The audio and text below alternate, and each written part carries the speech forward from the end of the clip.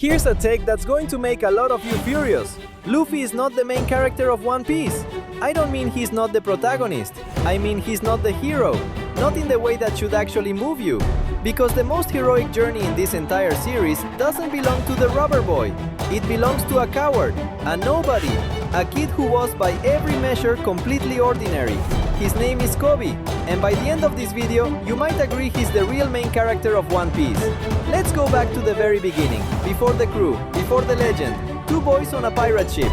One arrived by accident, in a barrel, with a dream so big it sounded insane. The other had been trapped there for 2 years, too scared to leave. Same ship, same moment, same starting line, two completely opposite engines. Luffy's engine was a dream, Coby's engine was fear. And fear is the harder thing to overcome. Because Luffy never had to fight his own fear, he simply doesn't have any. That's not courage, that's wiring.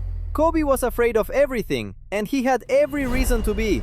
But when Luffy asked him one simple question, "What do you want to do?" something cracked open. For the first time, this terrified boy said a dream out loud. He wanted to be a marine. And the moment he said it, his own captain moved to kill him for it. He said it anyway.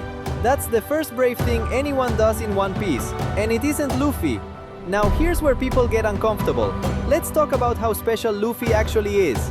Luffy carries the will of the deep, the bloodline the entire world is secretly built around. His grandfather is Garp, the marine hero who cornered the Pirate King. His father is Dragon, the most wanted man alive, leader of the revolution. And the fruit he ate by accident? The single most hidden, most coveted power in history. A literal god. He was taught by Shanks, trained by Rayleigh, the right hand of the Pirate King himself. Luffy didn't climb to the top of the world. He was born halfway up the mountain. And that's fine. That's the fantasy. We love watching the Chosen One win. But now look at Coby. What was Coby given? What's his bloodline? His secret power? His legendary teacher? Nothing. He has none of it. No destiny, no fruit, no famous blood, no prophecy. Coby is the one character in this whole mythology who is just a person. So when Coby wants to get stronger, there's no shortcut, no bite of a magic fruit. There's only the grind, years of it. Falling down, getting up, falling down again. Luffy's growth is given. Coby's growth is earned. And earned is the harder, braver story. One of these boys is a fantasy. The other one is something rarer in fiction. Someone you could actually become. And here's the part that really gets people. Coby chose the harder ideology too. Luffy chose freedom, the fun choice. The choice with no rules and no boss. Coby chose the system. He chose to fix a broken institution from the inside, where it's slow and thankless and dangerous. That's not the cool choice. The internet will never make Coby a fan favorite for it. But think about what it actually takes to believe in justice while standing inside a corrupt machine. To see the rot, the corrupt officers, the cruelty, and decide you'll be the part that's clean. Luffy gets to punch the bad guys and sail away. Coby has to stay and live with them. He even trained side by side with Helmeppo, the spoiled bully, and dragged him up too. Coby's revolution doesn't get a flag or a fanfare. It happens quietly, one good decision at a time. Which brings us to the moment that proves everything. The Summit War, the biggest battle in the series. Titans on every side, the whole world watching. Admirals, warlords, Whitebeard, aces being lost. Power on a scale that makes you feel small. And in the middle of all that, the smallest, weakest person on the field hears something break open inside him. He suddenly hears it, every scream, every death, all at once. The true cost of the war floods into him. He could run, everyone would understand. He is nobody here, no one expects anything from him.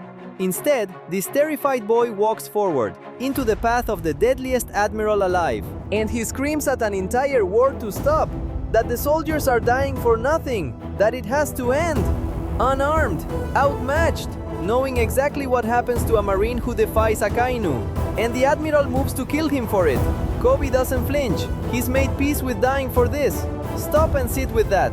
The single bravest act in the entire war comes from the man with no power at all.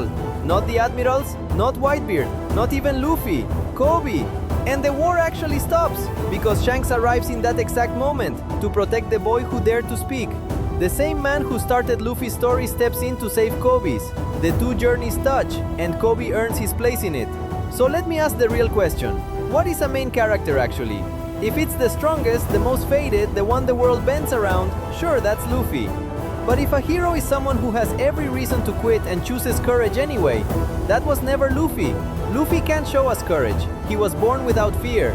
You can't be brave if nothing scares you. Coby was scared of everything and did it anyway. That's the only kind of courage that's real. Luffy is a force of nature, a storm, a sun. The sun doesn't grow, everything around it does.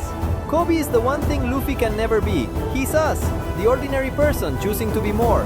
We cheer for Luffy, but if we're honest, we are Coby. The chosen one shows you a fantasy, the nobody shows you a path. Only one of those is a main character you can follow. And that's why the real main character of One Piece might just be the kid who started with nothing. Maybe you think I'm completely wrong. Good. Tell me exactly how wrong in the comments. Who's the real main character of One Piece to you? The storm or the person standing in it? Like, subscribe, and I'll see you in the next one.